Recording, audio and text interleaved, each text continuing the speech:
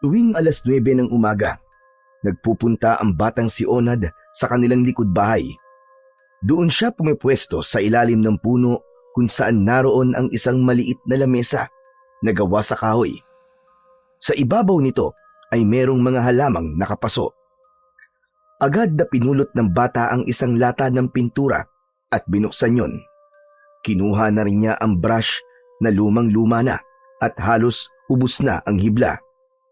Nang maisawsaw niya ito sa pintura, hinawakan niya kagad ang isang basag na paso at agad itong kinulayan. Masaya ang araw niya kapag nagagawa ang bagay na yon tuwing umaga. Ang bata kasi ay mahilig sa mga halaman. Ang lahat ng mga halamang makikita sa kanilang bakuran ay tanim niyang lahat. At hindi lang siya basta nagtatanim. Ang mga paso ay kanyang inaayos at pinipinturahan. At hindi lang ito basta nagiging palamuti sa kanilang bakuran, kundi ibinibenta rin ng kanyang lola sa palengke at ang napagbibentahan ay kusa niyang ibinibigay sa matanda para pandagdag sa mga gastusin nila. Nang matapos ang isa, ay napangiti siya at nagsalita. Yes! 1 point na kagad! Sigurado ako makakatapos ako ng marami ngayong umaga. Ang ganda ng panahon eh. Pagkatapos ipatong sa tabi ng mga halaman ang nakulayang paso, muli siyang pumulot ng isa pa at muling nagpinta. Ngunit habang abala siya, bigla siyang nakarinig ng mga kaluskos mula sa kanyang likuran. Napaangat siya ng tingin at lumingon sa pinanggagalingan ng ingay. 3 bata ang papalapit sa kanya. Uy! Ano naman yan, Onad? Paso na naman ang hawak mo ah. Wala ka na bang ibang alam gawin kundi magkutingting ng ganyan? Para ka ng lola. Hehehe. Hindi nagsalita si Onad. Bumalik siya sa pagpipinta at di pinansin ang pangaasar sa kanya ng mga kapwa bata. Nagkunwari siyang walang narinig. Tama na yan. Hindi na yan maayos. Sira na yan eh. Parang ikaw. Nanginig ang mga kamay ni Onad nang marinig ang sinabi ng bata. Hindi dahil sa galit, kundi dahil sa takot na unti-unti nang nabubuo sa kanyang dibdib. Kilala niya si Jomar at ang 2 kasama nito na si Dindo at Kaloy. Mga pasaway silang bata at palaging nang aapi ng kapwa. Hoy! Ano? Bingi ka ba ha? Ngunit hindi pa rin sila pinansin ni Onad. Aba, suplado ka na yata ngayong kuba ka. Mabilis na lumapit ang grupo ni Jomar at pumwesto ito sa harap ni Onad. Ang yabang mo ah. Ba't di ka na namamansin ha? Akala mo naman ang ganda-ganda ng ginagawa mo. Sa isang iglap, sinipa ni Jomar ang paso sa harapan niya. Lumipad ito at bumagsak. Mas lalong nabasag.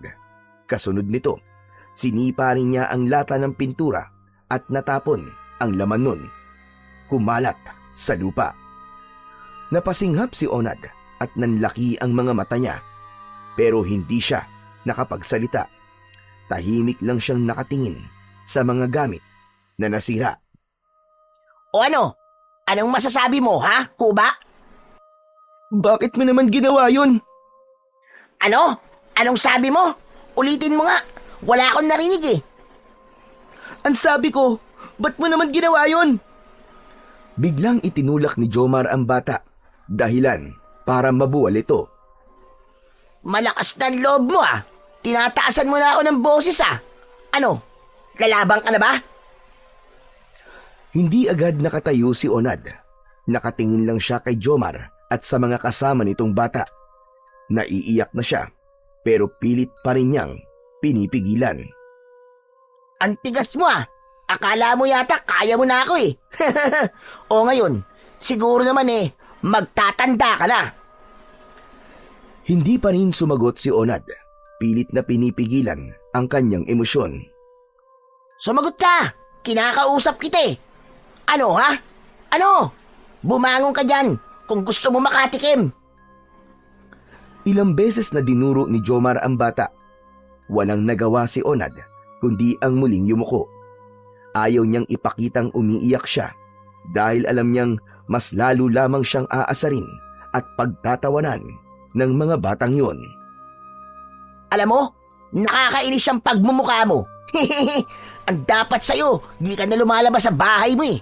Di ka ba naaawa? Lagi na lang nasisira ang araw namin dahil sa pangit mong itsura. Lumingon sa kasama niyang mga bata si Jomar. Tinanguan niya sina Dindo at Kaloy at inginuso ang mga nasa ibabaw ng lamesa. Agad namang lumapit doon ang dalawang bata. Sige, basagin niyo lahat ng yan. Wag! Parang awa niyo na! Wag ang mga halaman ko, Jomar! Ilang beses na nagmakaawa si Onad, pero hindi talaga sila nagpapigil. Isa-isa nilang winasak ang mga paso at halaman. Tama na yan! Tama na! Huwag niyo sirain lahat! Parang awa niyo na, tama na! Ngunit walang nakinig sa kanya. Nag-uunahan pa ang tatlo sa pagbasag ng mga natitirang mga paso. Parang laro lang sa kanila ang ginagawa nila. Natulala na lamang si Onad. Hindi niya alam kung ano ang uunahin niyang sagipin. Muli siyang yumuko para pulutin sana ang isang paso na medyo basag pa lang. Pero huli na, sinipa ito ni Jomar at tuluyan na ngang nadurog. Ha! Ano ka ngayon? Ganyan ang nangyayari sa mga bagay na walang kwenta, Onad. Katulad mo! Nagtawanan na naman sila, mas malakas, mas mapang-asar, hanggang sa napaiyak na ng tuluyan si Onad. Uy! Ayan na! Umiiyak na siya! Ano ba kasing kasalanan ko sa inyo? Bakit niyo palagi na lang akong ginaganito? Wala! Trip lang namin. Bakit? May angal ka? Nilapitan ni Jomar si Onad at muling itinulak. Tumama ang likod ng bata sa ugat ng puno. Napasinghap siya pero hindi pa rin lumaban. Samantala, si Jomar naman ay napatingin sa kanyang mga kasama at nag-aya ng umalis. Okay, tara na. Tapos na tayo dito. Wala talaga tong silbing kuba na to. O paano? Aalis na kami, kuba ah. Bukas na lang ulit. Ayusin mo lahat yan para may sisirain ulit kami bukas. Babayu! Umalis na ang mga bata at naiwan si Onad na mag-isa. Wala siyang nagawa kundi titigan ang mga nasira. Wala na ang mga halaman niya.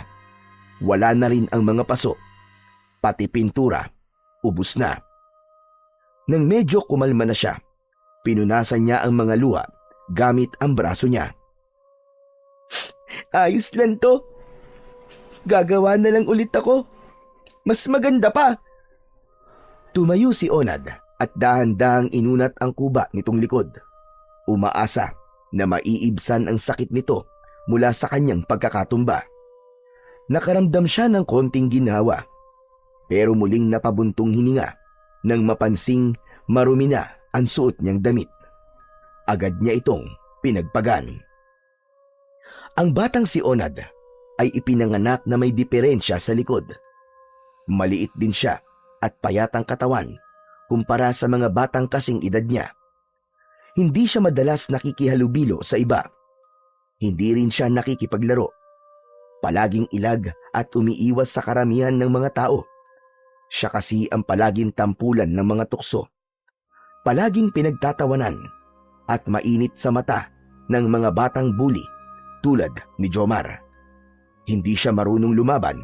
Sa kabila ng lahat ng pinagdadaanan niya, pinili niyang wag ipaalam ito sa kanyang tatay at lola. Walang kaalam-alam ang mga ito sa mga nangyayari sa kanya sa labas.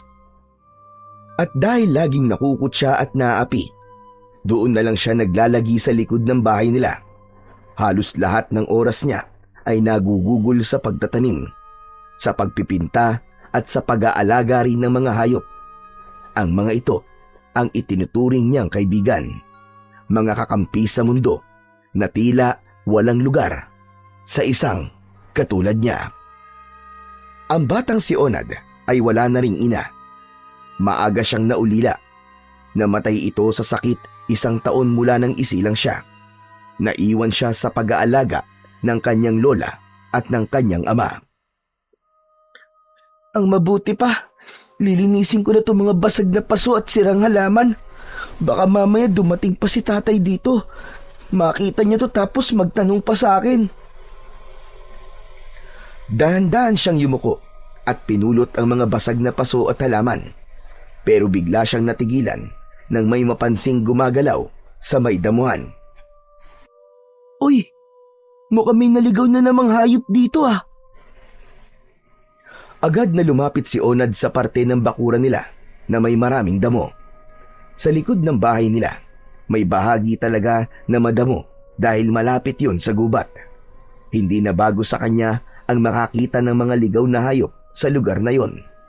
Ngunit nang makalapit siya, ay nag-alangan din siya nang biglang maisip na baka ahas o isang mabangis na hayop ang naroroon. Pumulot siya ng patpat para pang depensa kung sakaling may umatake sa kanya. Maingat niyang hinawi ang damo. Pagkatapos ng ilang sandali, may nakita siyang gumagalaw. Marahang-marahan. Isang pagong. Tahimik itong gumagapang sa damuhan. Maliit lang ito, pero agad niyang napansin na kakaiba ang itsura. Ang bahay nito ay parang kulay ginto at kumikislap kapag tinatamaan ng araw. Napanganga si Onad sa gulat at tuwa. Napaluhod pa siya sa tabi ng pagong para mas mapagmasdan pa ito ng mabuti. Wow! Ang ganda-ganda mo naman, Pagong! Ngayon lang ako nakakita ng katulad mo. Maingat na pinulot niya ang pagong at nilagay niya yon sa kanyang palad. Magaan lang ito. Mas lalo niyang napansin ang makintab nitong bahay. Parang may mga maliliit na piraso ng ginto. Sa mga oras na yon, hindi maipaliwanag ni Onad kung ano ang kanyang mararamdaman. Parang biglang bumagal ang oras. Bigla ding tumahimik ang kapaligiran. At sa sandaling lumabas ang ulo ng pagong na parang tinitignan siya. Biglang kumislap ang bahay nito. Naglabas ito ng isang nakakasilaw na liwanag at binalot nito ang buong katawan ni Onad. Hala! Ano to? Napaiktad siya dahil sa gulat, pero hindi naman siya nasaktan. Parang may mainit lang na pumasok sa kanyang katawan. Nang mawala ang liwanag, muli siyang napatingin sa pagong. Normal na uli ito at parang walang nangyari. Ano nangyari? Binabangungot ba ako? Panaginip lang ba to? Pasimple niyang kinurot ang kanyang braso. Aray! Aray ko! Nasaktan ako. Ibig sabihin, gising ako. Muli niyang tinitigan ng pagong at napansin niya na may nakaukit sa bahay nito. Hindi niya alam kung ano yon dahil tila maliliit na simbolo yon, parang bilog at iba pa. Ano kaya tong nakaukit dito? Saka para saan? Bakit inukita nila ang bahay mo? Kawawa ka naman. Dahan-dahan niyang hinaplos muli ang mga ukit gamit ang kanyang daliri. Nang magalaw niya ito, isang bahagyang liwanag ang muling lumabas mula sa mismong ukit. Napaatras na naman siya ng kaunti. Hawak pa rin ang pagong. Hala! Ang astig ah! Totoo nga! Umiilaw ka nga! Biglang napangiti si Onad.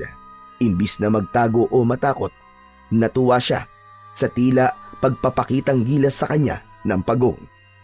Biglang gumaan ang kanyang pakiramdam. Nalimutan niya ang lungkot at sakit na nararamdaman niya. Maliban kasi sa hilig sa paghahalaman, ay gustong-gusto din niya ang pag-aalaga ng mga hayop. Sadyang malambot ang puso niya sa mga ito, lalo na yung mga nangangailangan ng pagmamahal at pagkalinga. May isa siyang ibon na napulot niya. Bali ang pakpak nito, kaya inalagaan niya araw-araw hanggang sa muling lumakas. May pusa rin siya na si Mingming at may tuta din siya na ang pangalan naman ay Bantay. Meron pa siyang 2 alagang kuneho na nilagay niya sa isang kulungan sa gilid ng bahay nila. Ang mga hayop na ito ang nagiging kalaro niya tuwing sasapit ang hapon. Kaya naman, nang makita niya ang pagong, inisip kagad niya na may madadagdag na namang kaibigan sa munti niyang mundo. Sige, halika na Pagong. Iuuwi na kita. Gagawa ko ng bahay mo. Naglakad na siya pabalik sa bahay nila. Ngunit napansin niyang dumating na ang kanyang ama na si Mang Karding. Naglalakad ito palapit sa kanyang kinaroroonan. Agad nitong napansin ang hawak niyang pagong. Ano yan? Pagong? Opo, Tay. Kukunin mo na naman yan, anak. Ang dami mo ng alaga. May aso ka na, may pusa, may ibon, may kuneho. At may butiki pa sa kwarto mo. Napakamot sa ulo niya si Onad at tumango. Bahagyang ngumiti na parang nahihiya. Tay, hindi ko naman po alaga yung butiki na yun eh. Kusa lang po yung nandun eh. Hindi ba? Akala ko kasi alaga mo eh. Ang dami na kasi. Pero anak, saan ba galing ang pagong na yan, ha? Dun po, Tay. Sa may damuhan po. Nakita ko lang. Aba, talaga? Baka naman may nagmamay-ari na niyan, anak. Baka magalit yung may-ari niyan. Wala naman po siguro, Tay. Kasi po, sa palagay ko, galing po to dun sa gubat eh. Tignan niyo po, oh. Parang nga po siyang nangihina eh. Parang may sakit. Kaya kukunin ko po muna siya at aalagaan ko po para lumakas. Ay nako anak. O sige, pagbibigyan kita ngayon pero dapat matutunan mo na hindi lahat ay dapat mong kunin. May mga hayop na kailangan pabayaan na mamuhay sa kanilang sariling tahanan. Naiintindihan mo ba ako, anak? Opo, Tay. Pero hindi ko po kasi matiis minsan eh. Lalo na po kapag nakakita po ako ng may sakit na hayop. Para po kasi silang nakikipag-usap sa akin eh. Parang naririnig ko po ang boses nila na nangihingi po sila ng tulong. Kaya ayun, hindi ko po maiwasan na hindi po sila kunin. O sige. Yan ang gusto mo eh. Pero ikaw ang magpapakain dyan, ha? Hindi ako makikialam sa pag-aalaga mo niyan. Wala pong problema, Tay. Kayang-kaya ko po siyang alagaan. Ako pong bahala sa kanya. O sige. Ay, Tay, hindi niyo po ba napapansin? Parang may kakaiba po sa pagong na to. Para po siyang isang espesyal na hayop. Napakunot ang noo ni Mang Karding sa sinabi ng kanyang anak. Wala naman siyang nakikitang kakaiba sa pagong na yon. Maliit lang, maitim ang balat at may matulis na nguso. Ano ka mo, espesyal? Aba, paano mo naman nasabi yun, anak? Di niyo po ba nakikita, Tay? Ito po, oh. Meron po siyang ukit sa likod. Lumapit si Mang Karding at maingat na tinignan ang likod ng pagong. Totoo nga, may mga kakaibang linya at hugis siyang nakita. Aba, oo nga no. Ngayon lang ako nakakita ng ganitong pagong ah. Saglit silang natahimik. Pinagmasdan lang nila ang pagong habang dahan-dahan itong gumagalaw. Napansin ni Mang Karding na hindi ito nagtatago sa loob ng bahay nito. Tila sanay na sa mga tao. Ano po kayang ibig sabihin nito, Tatay? Hindi ko alam, anak eh. Pero may kilala akong kayang magbasa ng mga sinaunang sulat at simbolo. Sino po? Ang lola mo. Hintayin mo siya mamayang tanghali. Pagka-uwi niya galing sa palengke. Nako, sinasabi ko sa iyo, anak, maraming alam yun.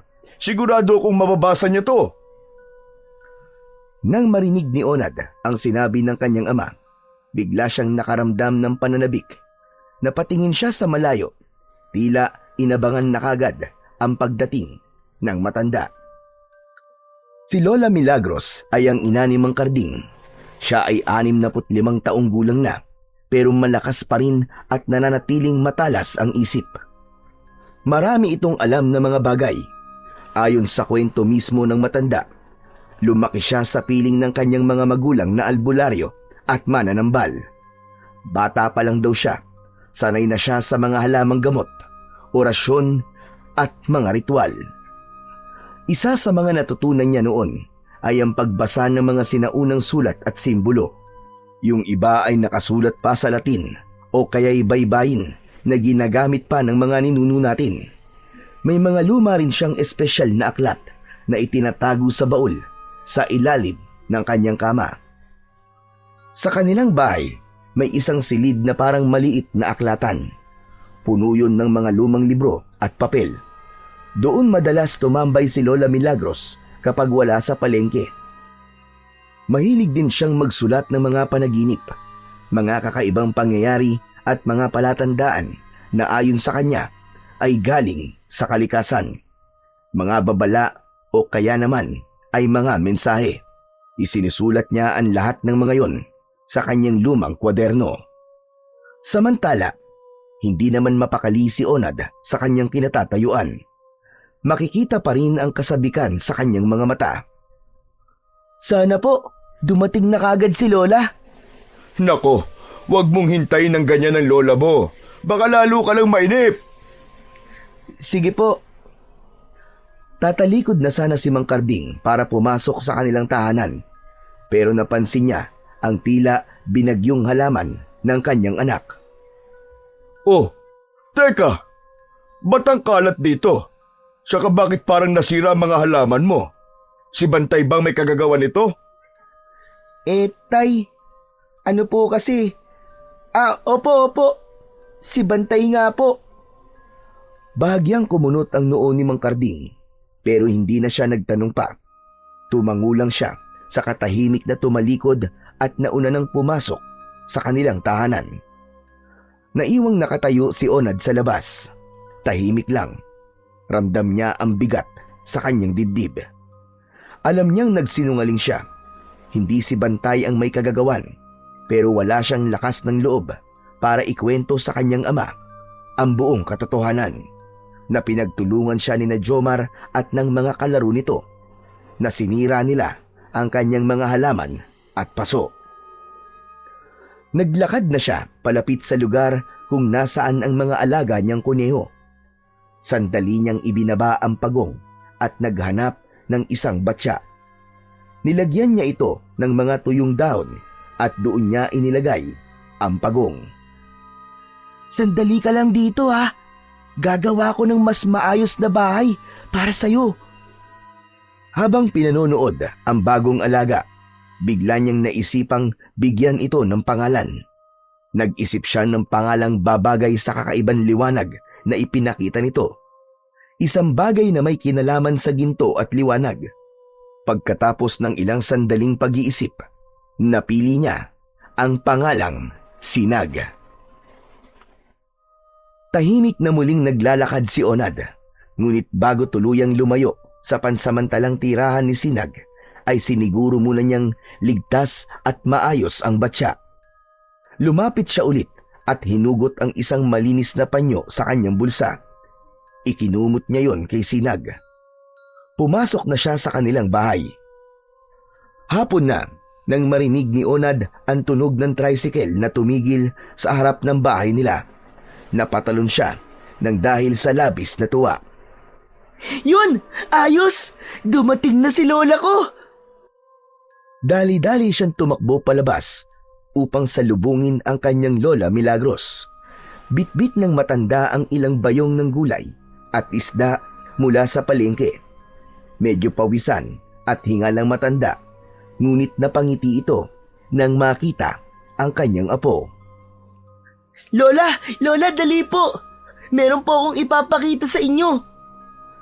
Masiglang bungad ni Onad habang kinukuha ang isang bayong mula sa matanda. Aba, bakit parang sabik na sabik ka na naman, Onad? May kalokohan ka na namang gagawin, ano? Hindi po kalokohan, Lola. Alam niyo po ba, may nakita po akong isang kakaibang pagong po. Ano ka mo? Pagong?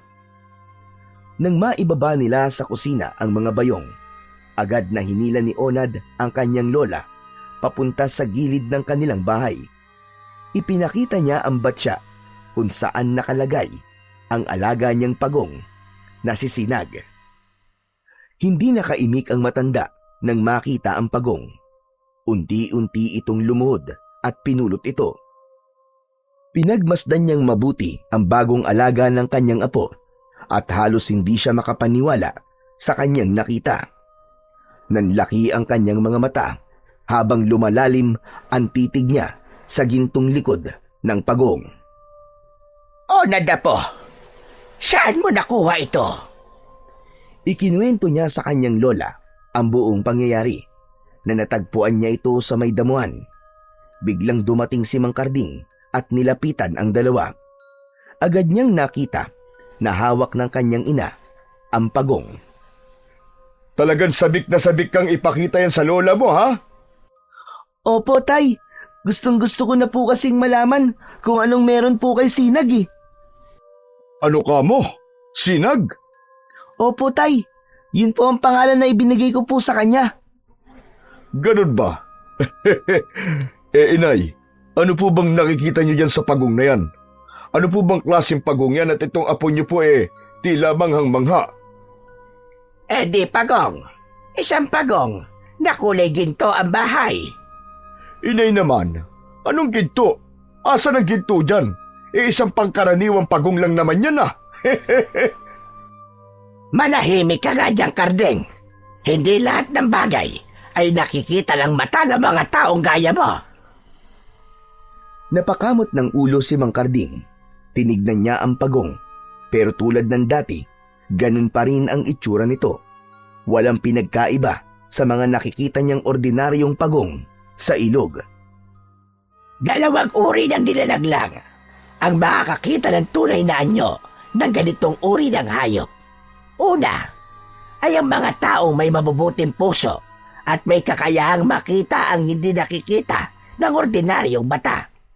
At ikalawa, ang mga nilalang na masama na kayang makaramdam ng panganib at kapangyarihang posibleng maging banta sa kanila. Ano kanyo? Mga taong may mabubuting puso? Aba, ibig sabihin ba nun hindi ako mabuti? Kaya di ko nakikita na ginto ang bahay niya. Hindi naman sa ganon. Mabait ka naman, anak. Kaso ang linya mo, hindi katulad ng sakin. Ibang landas ang tinahak mo. Mukhang hindi ikaw ang magmamana ng pagkaalbularyo sa lahi natin.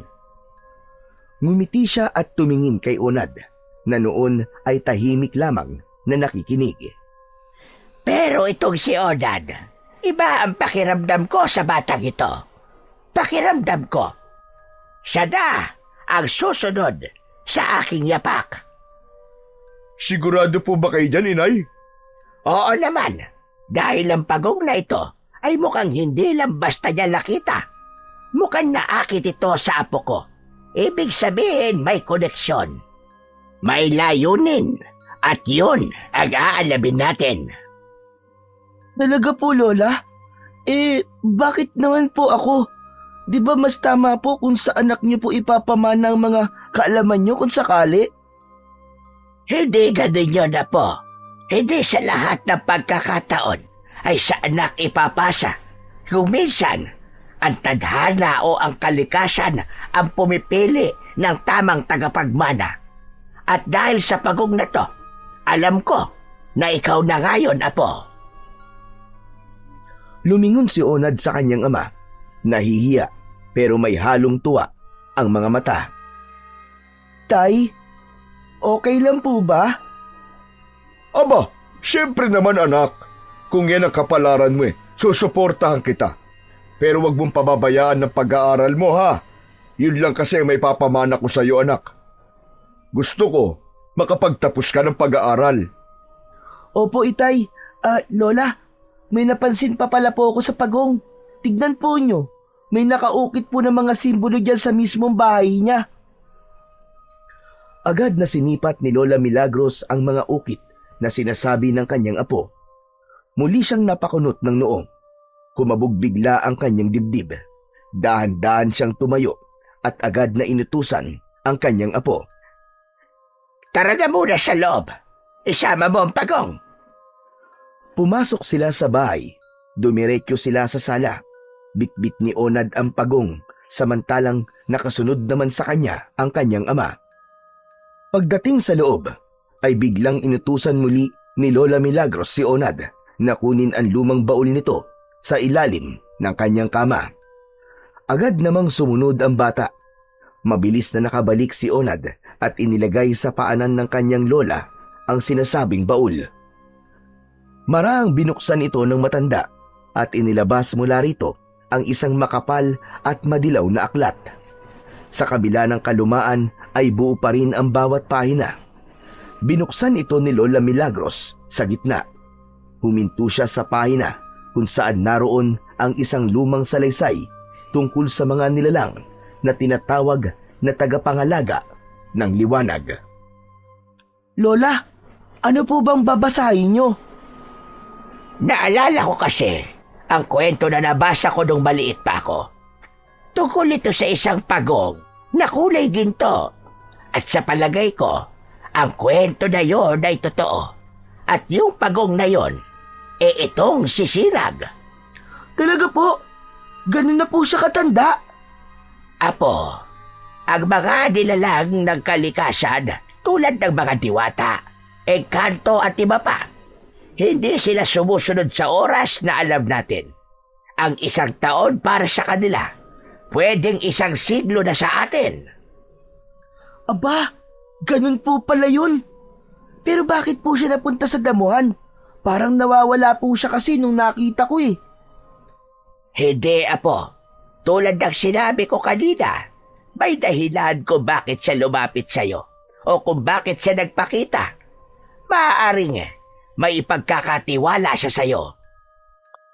Napatingin si Onad sa pagong. Hindi niya masyadong maintindihan ang sinasabi ng kanyang Lola Milagros.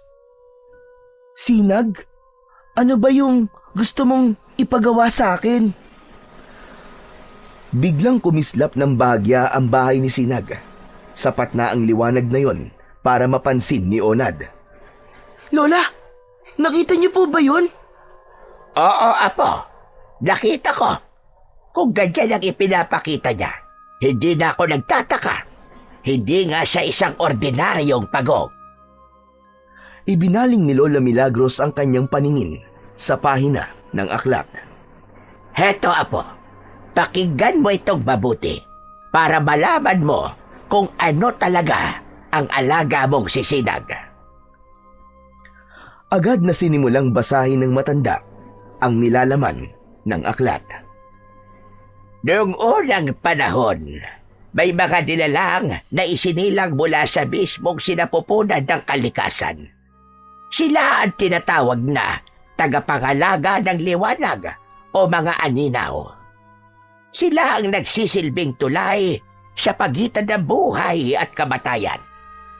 At kapag isa sa kanila ang namatay, muli silang isisilang sa anyo ng isang hayop. Kadalasan sa isang hayop na mahina sa paningin ng mga tao. Tulad po nitong pagong, Lola. Ibig sabihin, Lola, si Sinag ay dati palang aninaw. Isang elemental na tagapangalaga ng liwanag. Pero, bakit po siya nagpakita? Ayon dito sa libro, ang isang aninaw ay nagpapakita lang sa tao kapag gusto niyang ilipat dito ang kapangyarihang matagal nang nawala o nakatago. Kasi ang mga aninaw, Apo, kapag isinilang silang muli bilang isang hayop, ibig sabihin nun, hindi nagagamit ang kapangyarihan nila. Pero may kakayahan silang ipasa ito sa isang taong karapat-dapat. Taong karapat-dapat? Ako po ba yun? Karapat-dapat po ba ako, Lola? Oo, Apo. Yun na nakasulat dito. Pero makinig ka muna. Kapag daw nagpakita na siya sa isang tao, ibig sabihin, handa na nga niyang ipasa ang kapangyarihan sa isang taong pinagkakatiwalaan niya. Pero maibibigay lang niya ito kapag tuluyan na siyang namatay. Nang marinig ni Onad ang sinabi ng kanyang Lola Milagros, tila biglang bumigat ang kanyang pakiramdam. Napatingin siya kay Sinag. Hindi siya makapaniwala na agad itong mawawala sa kanya. Pero Lola, ayoko pa mawala siya. May magagawa po ba kayo para para mapahaba pa po ang buhay niya? Wala na tayong magagawa ron, Apo. Dumating na ang hangganan ng kanyang buhay at hindi na natin mapipigil yon. Huwag kang malungkot, Apo. Isipin mo na lang na gusto niya ito kasi makakapagpahinga na siya. Pero Lola, mababawasan naman po ang kaibigan ko. Masakit po yun sa akin. Apo, lumabas ka ng bahay. Marami kang pwedeng maging kaibigan. Mga batang katulad mo. Pwede kang makipaglaro sa kanila, makipaghabulan at kung ano pang gusto mong gawin. Huwag kang magkulong dito sa bahay, Apo. Pero Lola, ayaw po kasi nila sa akin eh. Ano? Sino bang may ayaw sa'yo? Yung mga bata po. Ayaw po nila kasi kuba po ako eh. Tinatawag po nila akong pangit, walang silbi, at saka kung ano-ano pa pong mga masasakit na salita. Sa sinabing yun ng bata, biglang napatayo sa kanyang kinauupuan si Mang Karding na kanina ay tahimik lang na nakikinig sa usapan nilang maglola. Ano ka mo? Sinabi nila sa iyo yun, anak? Abay, mga lokong bata yun ah. Sino-sino ang mga yan? Sabihin mo sa akin at pagkukutusan ko. Magtigil ka nga. Anong kukutusan ang sinasabi mo? Abay, tuturuan mo pa ng mali itong apo ko. Dapat ikaw ang maging ehemplo. Humilahong ka nga muna, Karding. Hindi tayo pwedeng magpadalos-dalos ng desisyon, lalo na't mga bata yan. Opo, inay. Nandun na nga tayo. Alam ko naman yun eh. Naiinis lang po ko. Hindi ko alam na tinatawag pala nila ng ganun ang aking anak. Aba, ba't naman kasi hindi ka nagsasabi sa akin, anak eh? Sana ipinaalam mo kagad sa amin ang lola mo para nasolusyonan natin kagad. Ayoko po kasi kayong bigyan ng alalahanin, Tay eh, Lola. Eh kung ganun po ang tingin nila sa akin, tanggap ko naman po eh.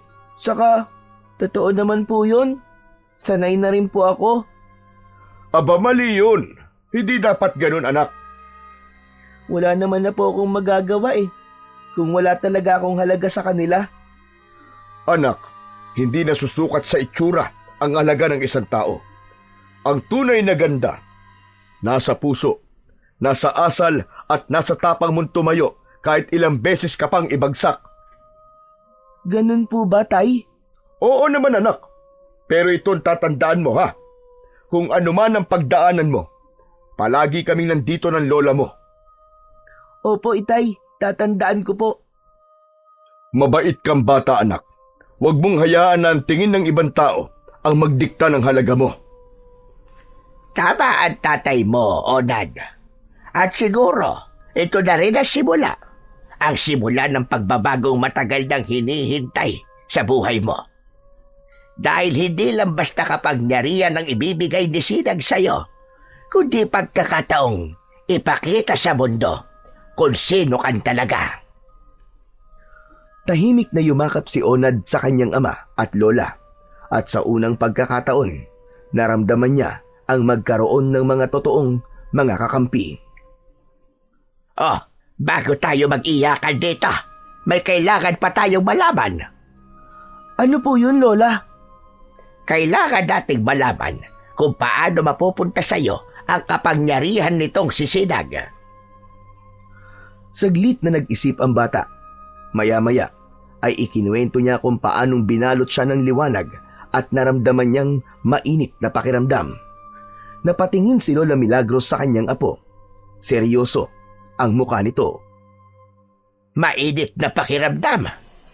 Ibig sabihin nun, merong mutya. Mutya po? Oo, kapag ang liwanag ay may kasamang init na parang apoy, pero hindi nakakapasok, madalas ay senyalis yon na may mutya. Maaaring itinanim na sa'yo, o baka naman ibibigay pa lamang.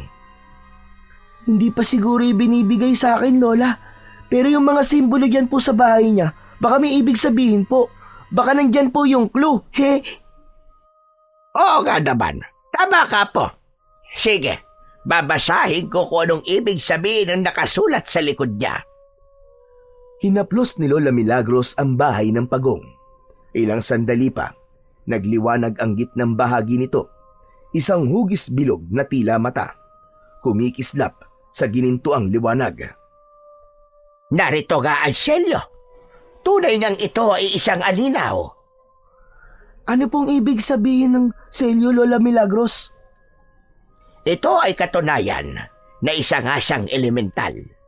At ang selyong ito, Onad, ay naglalaman ng mensahe kung paano natin makukuha ang mutya.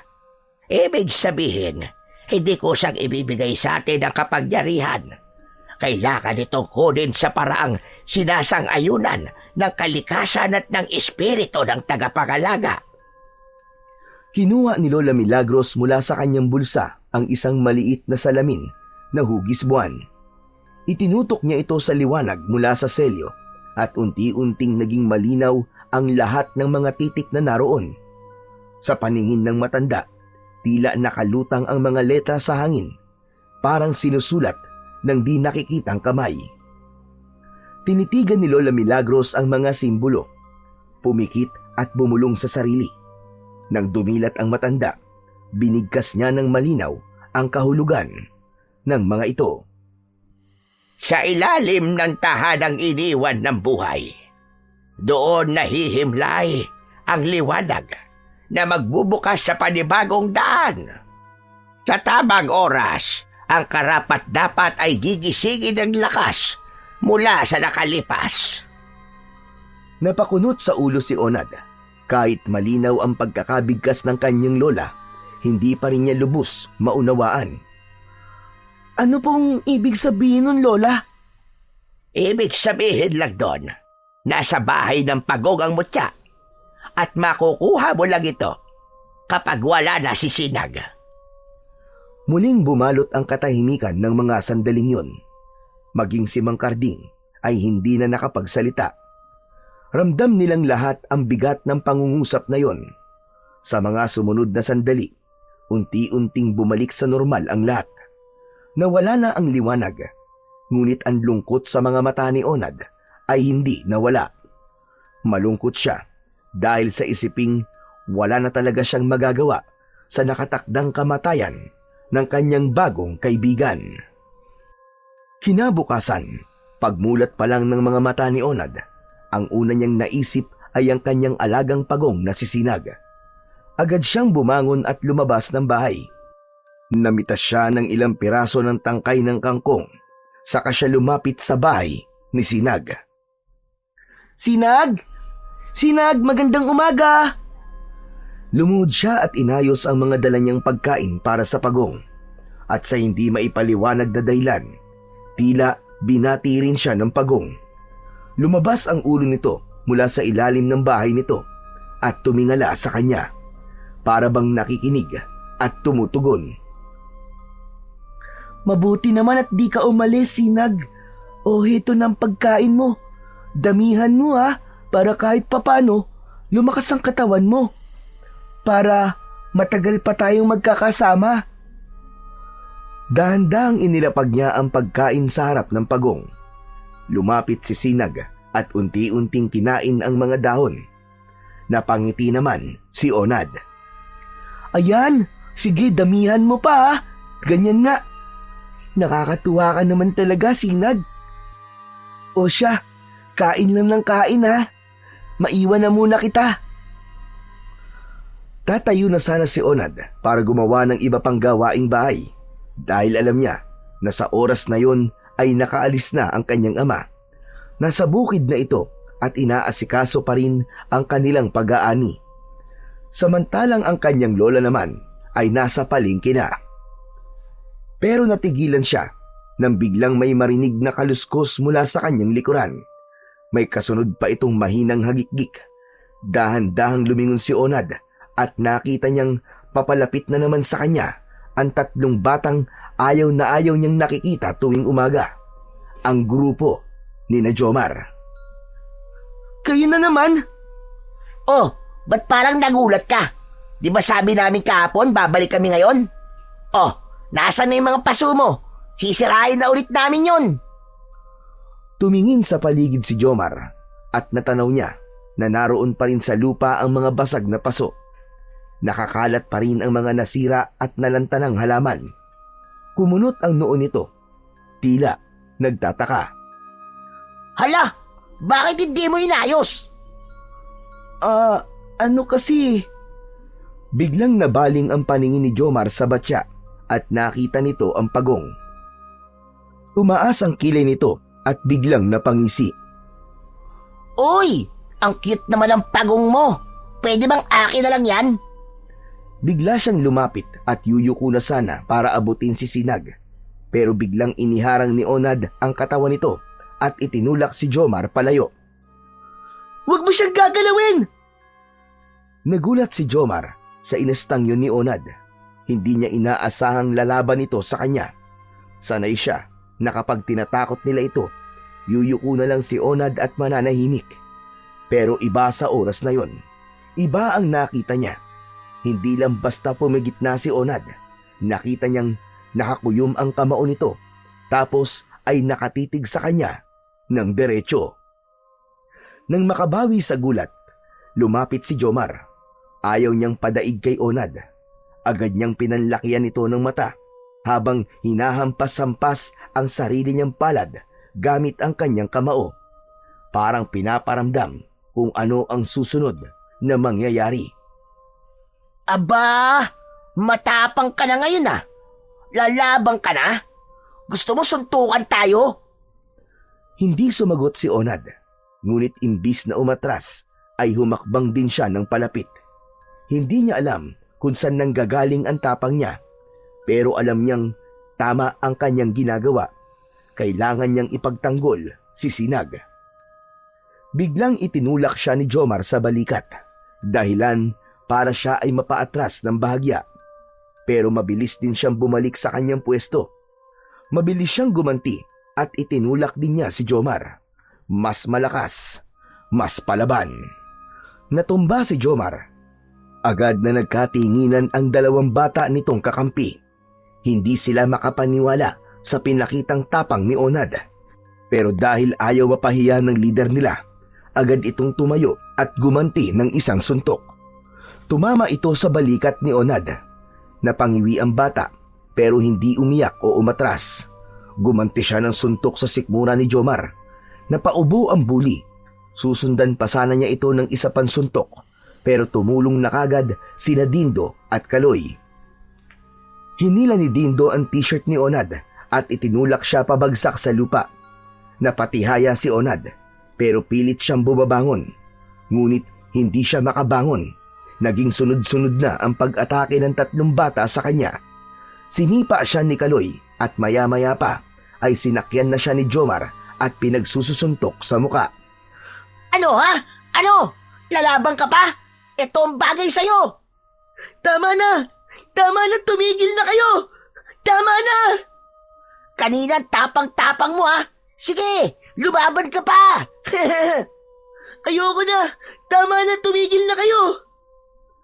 Umalis sa ibabaw si Jomar at ipinagpag sa hangin ang kanyang mga kamao. Nagtawa na naman ang tatlo. Ha! Kala mo ha? Wala ka naman pala eh. Akala mo kung sinong matapang. Lampa ka pa rin, oy! Hindi ka uubra sa amin. Lalo na sa akin. Muli niyang sinuntok si Jomar sa panga. Dumaloy ang dugo sa gilid ng kanyang labi. Nasaktan siya, pero hindi siya umiyak. Hindi siya sumigaw. Pinilit niyang tumayo kahit na nanlalambot pa ang kanyang mga tuhod. Patuloy sa pagtawa ang tatlo. Maya-maya pa ay napatingin si Jomar sa batya kung saan naroon ang pagong na si Sinag. Naglakad siya palapit dito at akmang dadamputin ang pagong. Akin na to ha? Ngunit bago pa niya tuluyang madampot si Sinag, ay kinagat ng pagong ang daliri niya. Aray! Aray ko! Napaatras si Jomar. Hawak-hawak ang daliring nakagat ni Sinag. May dugo ito. Hindi lang sakit ang naramdaman niya. Nanigas at nanginig din ang katawan niya dahil sa naramdamang kuryente nang kinagat siya ng pagong. Napatitig siya sa kanyang kamay. Anong nangyari? Anong klaseng pagong yan? Ba't ako na kuryente? Natigilan ang mga kasama niyang bata. Nanlalaki ang mga mata nila sa nakita. Samantala si Onad ay mabilis na lumapit kay Sinag. Kinuha niya ito at inilagay sa ilalim ng kanyang mga bisig. Hindi mo na siya makukuha. Kahit bugbugin niyo pa ako, hindi ko siya ibibigay sa inyo. Habang nagkakagulo ang apat, biglang lumitaw sa bandang gilid ng kanilang bahay si Mang Ponciano. Halos kasing edad lang ito ng tatay ni Onad. Hindi ito nagsalita, pero sapat na ang presensya nito para matahimik ang lahat. Si Jomar ay di makatingin sa lalaki, samantalang ang dalawa naman na sina Dindo at Kaloy ay unti-unti nang umatras at tumakbo palayo. Takot ang mga bata kay Mang Ponciano. Kilala kasi itong masama ang ugali at masungit na tao. Pero ang pinaka nakakatakot sa kanya ay ang malaking pilat na palihis mula sa kanyang kaliwang mata pababa sa leeg. Nanlilisik ang kanyang malalaking mga mata na parang laging galit na galit at handang manita. May mga kwento-kwento tungkol sa lalaking ito na palaging nakikita tuwing madaling araw na may daladalang sako na wala namang makapagsabi kung ano ang laman. Dahil sa kakaibang gawi at itsura niya, ang mga matatanda sa baryo ay ginawa siyang panakot sa mga makukulit na bata. Itinanim sa mga isipan nila na ito ay nangangain ng batang pasaway. Kaya naman, madalas ay iniiwasan siya ng mga ito at kapag napapadaan sa kalsada, kusa silang umiiwas o tumatakbo palayo. Tulad ng ginawa ng mga batang kakampi ni Jomar. Samantala, tumayo ang lalaki sa tabi ni Onad.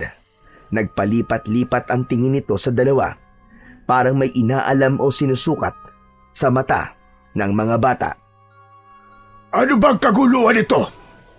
Kanina ko pa kayo naririnig mula doon sa bahay ko. Ang iingay nyo! Ikaw, Onad! Alam ba ito ng tatay mo?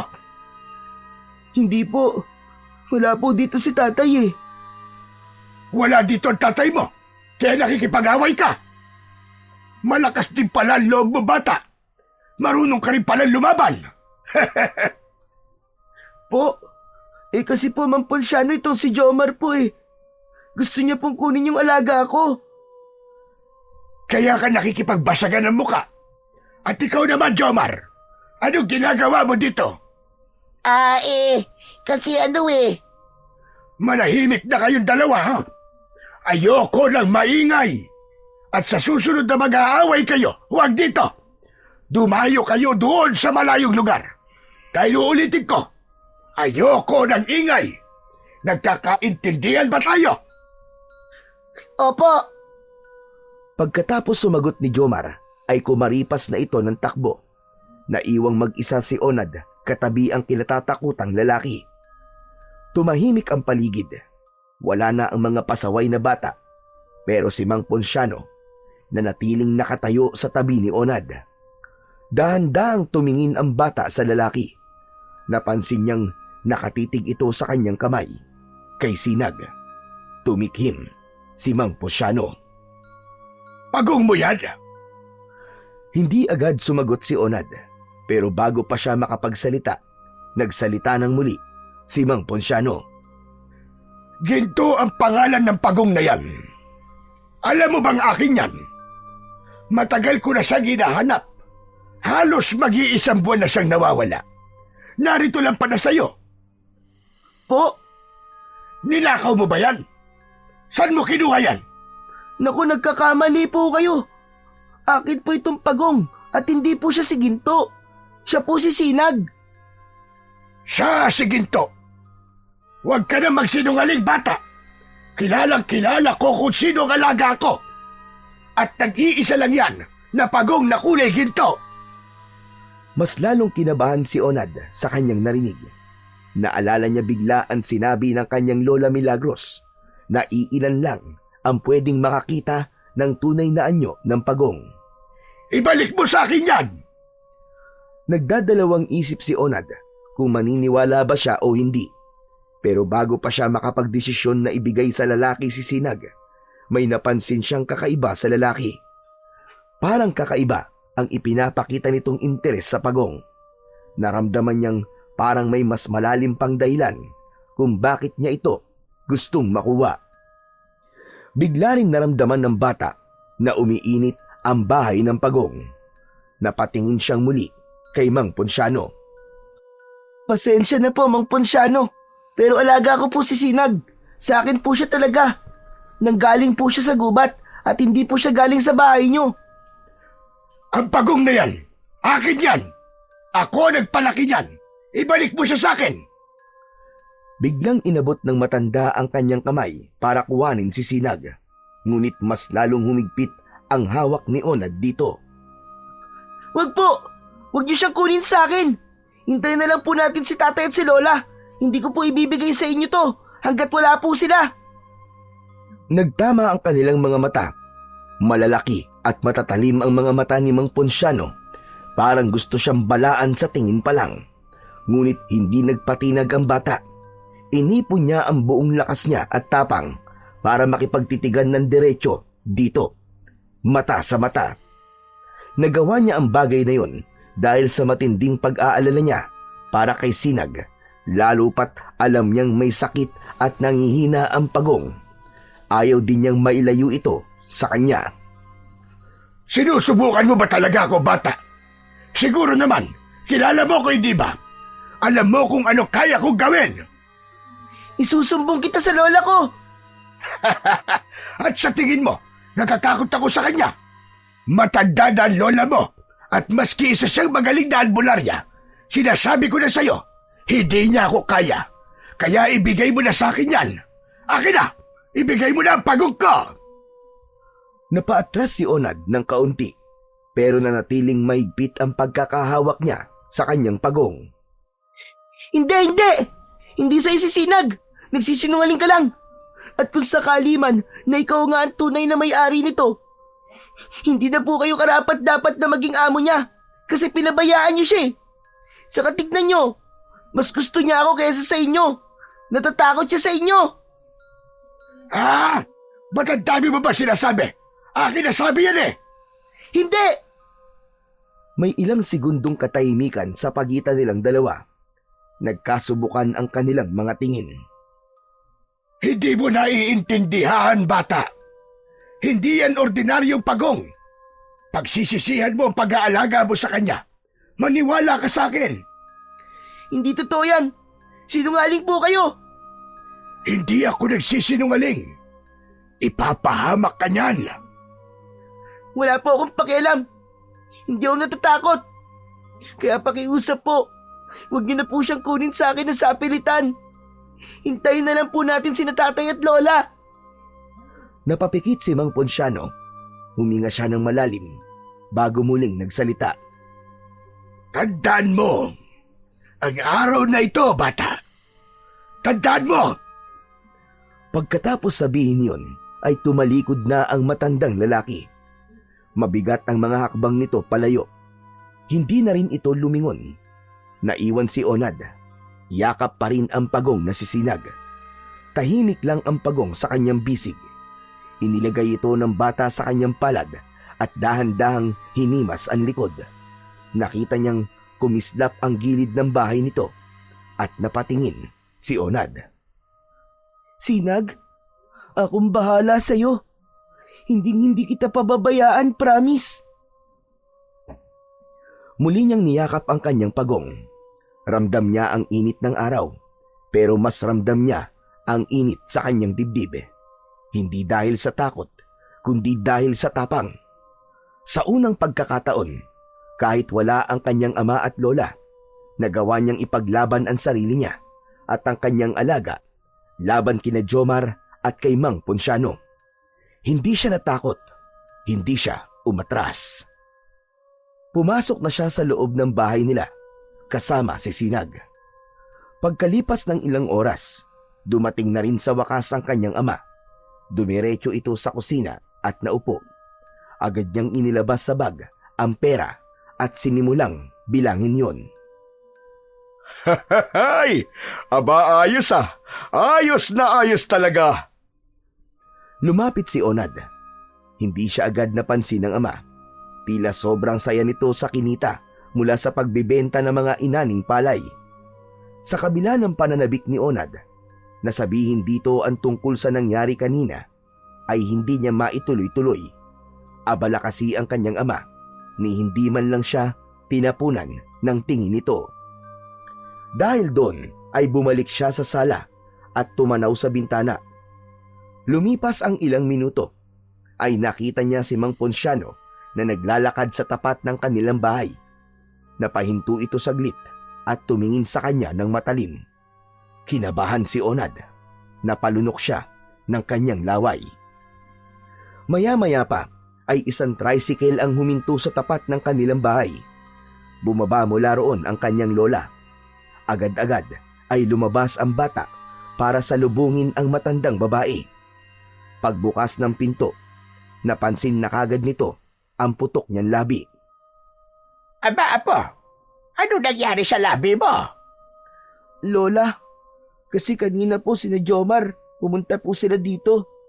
Gusto po nilang kunin si Sinag. Mga walang yang yun talaga. Hindi na talaga nadadala mga batang yon. Pero Lola, lumaban po ako. Hindi po ako pumayag na makuha po nila si Sinag. Nakipag-away po ako, Lola. Talaga? Abe, ang galing naman pala ng apo ko ngayon. Alam mo na pala kung paano ipagtanggol ang sarili mo at si Sinag. Tama yan na po. Huwag kang papaapi sa kahit na sino. Opo, Lola. Ang kaso po, natalo po nila ako 3 po kasi sila. Pinagtulungan po nila ako kaya heto po ang napala ko. Pumutok po ang labi ko. Nakagat ko po kasi nung sinuntok po ako ni Jomar sa pangay. Ano ka mo? Sinuntok ka sa panga? Opo, saka sinipa po ako ni Nakaloy at Dindo. Apat hindi tama yon. Pinagtulungan ka pala. Yung tatay mo nasan? Nasa kusina po. Alam na ba niyang nangyari sa'yo? Hindi pa po, Lola eh. May ginagawa po kasi siya. Agad na pinuntahan ni Lola Milagros ang kanyang anak at pagdating doon ay hinarap niya si Mang Karding at pinagsabihan. Hoy, ikaw magaling na lalaki. Abalang-abala ka dito. Hindi mo man lang napansin ang anak mo.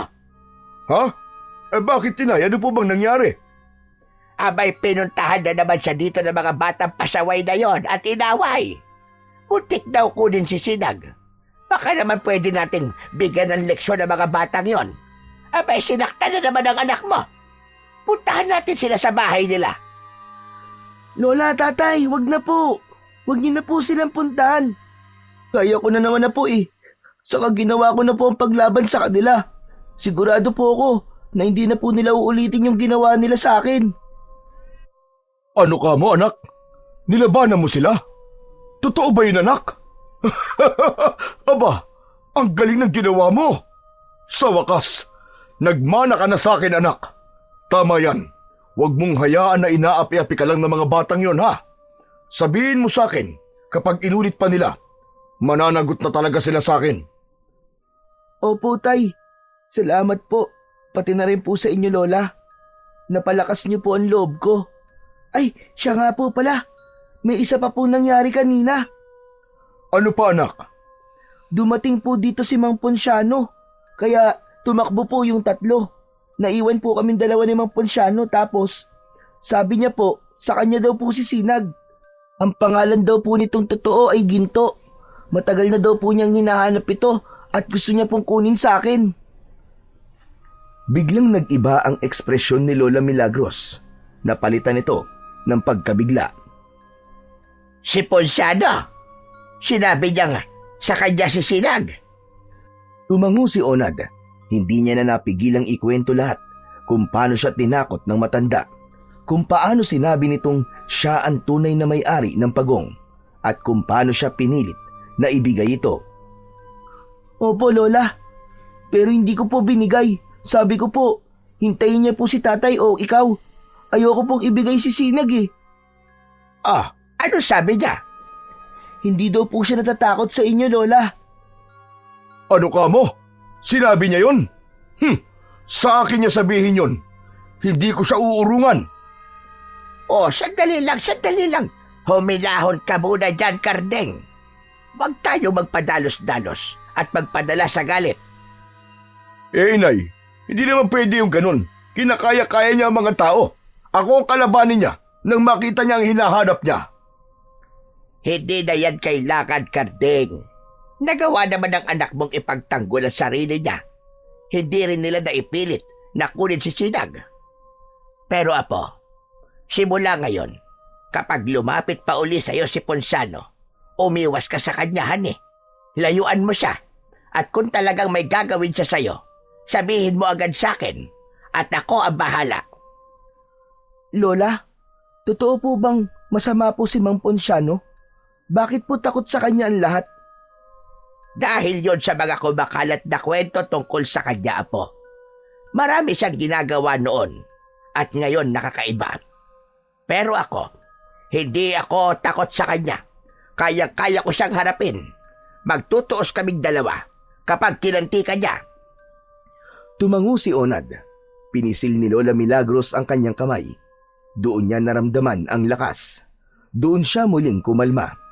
Nawala ang takot niya at sandaling nakalimutan ang mga banta ni Mang Ponciano. Mabilis na lumipas ang mga oras.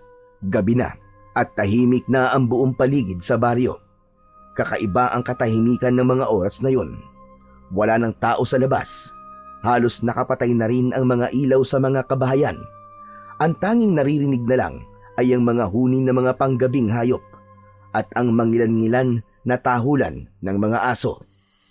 Si Mang Karding ay nakapwesto na sa lumang sofa sa sala, habang si Lola Milagros naman ay nasa sarili na nitong silid. Si Onad ay nasa munti na rin niyang kwarto. Sa ibaba ng kanyang papag ay naroon ang batsyang pinaglalagyan niya kay Sinag. Ipinasok niya ito doon. Mas naging panatag siya na walang mangyayaring masama sa alaga niya kapag nasa loob ito ng bahay. Sinag, ayos ka lang ba dyan? Tinignan ni Onad ang pagong. Gumalaw ito ng bahagya at inilabas ang ulo. Napangiti si Onad at inabot ito. Hinimas niya ang likod ni Sinag. Nang matapos yun, ay inayos na niya ang sarili. Muli siyang nahiga at tumitig sa bubong. Dumaan sa isip niya ang muka ni Mang Ponciano. Ang matalim nitong titig at ang mga sinabi nito sa kanya. Siginto daw si Sinag.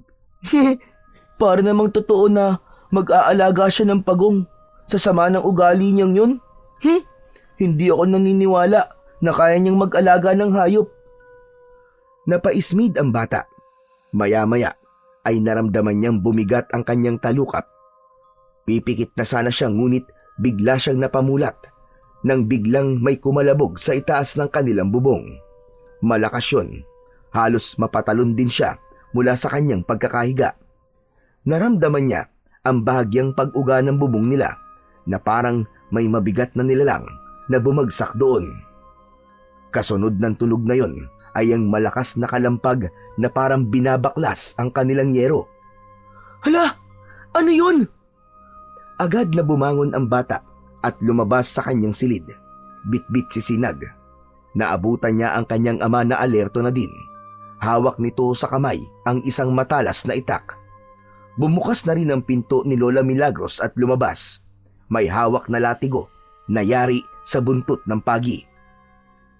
Ano nangyayari, Tay? Ano po yun nasa bubong natin? Manahimik ka lang, anak. Huwag kang gagawa ng kahit na anong ingay. Isang malalim at nakakatakot na ungol ang kanilang narinig, kasabay ng malalakas pa ring kalampag sa yero. Tay, natatakot na po ako. Huwag kang matakot. Hindi ka namin pababayaan ng lola mo. Tay, ano po ba yun? May mabangis bang hayop sa taas ng bubong natin? Nanginginig na sa takot ang bata. Ramdam niya ang mabilis na tibok ng kanyang puso. Humigpit ang hawak niya kay Sinag. Muli ay naramdaman niyang mainit na naman ang bahay ng kanyang pagong. Ilang sandali pa ay parang biglang may tumalon at lumundag sa lupa. Dinig na dinig nila ang malakas na pagbagsak nito at ang mabigat nitong mga yabag. Maya-maya ay may kumaluskos na sa kanilang dingding. Tila yun naman ang pinagdiskitahan ng kung sino mang nasa labas ng kanilang bahay na sirain. Nang pakinggan itong mabuti ni Onad ay tila may matatalas na kuko na kumakaskas. Para bang sinusubukan itong butasin ang dingding ng kanilang bahay gamit ang matatalas at mahahaba nitong kuko.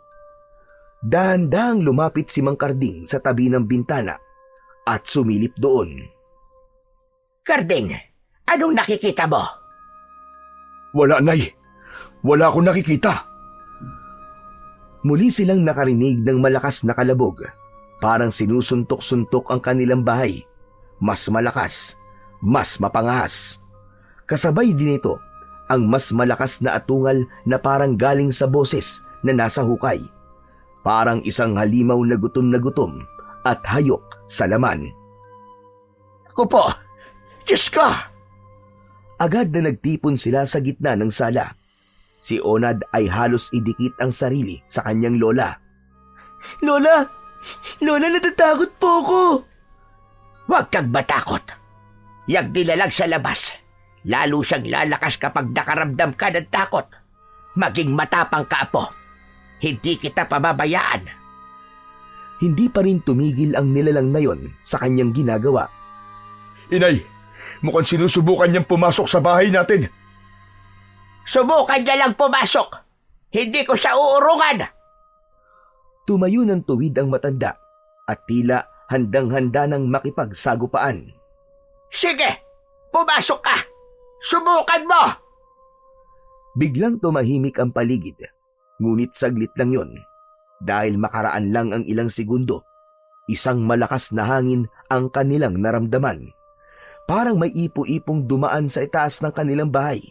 Kasunod nito ay parang may matatalas na kuko ang kumakalmot sa kanilang bubong. Umaalingasaw na rin sa kabuuan ng bahay ang isang nakakasulasok na amoy. Malansa ito, amoy dugo na maasim at bulok na laman ng patay na hayop. Humanda kayo! Mukhang hindi titigil ang hayop na yan! Biglang napalingon si Onad sa kanyang lola nang marinig niyang malakas itong nagdasal. Nakapikit si Lola Milagros, hawak-hawak pa rin ang latigo. Pagkatapos ng dasal, tumingala si Lola Milagros sa bubong. Tumingin doon si Onad. Doon niya nakita, may butas na sa bubong nila.